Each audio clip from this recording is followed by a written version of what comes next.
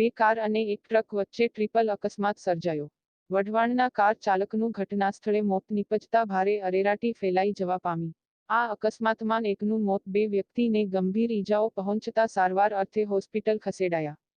Kothariya road પર triple અકસ્માતમાં road ચક્કાજામ, ઘટનાસ્થળે લોકોના ટોળેટોળા ઉમટી પડ્યા. વઢવાણના કાર ચાલક સલીમભાઈ મહેમૂદભાઈ ચુડેસરાનું ઘટનાસ્થળે મોત નીપજ્યું. અકસ્માતની ઘટનાના પગલે વઢવાણ પોલીસ ટીમ ઘટનાસ્થળે દોડી ગઈ. રિપોર્ટ મહેશભાઈ ઉતેરિયા દ્વારા.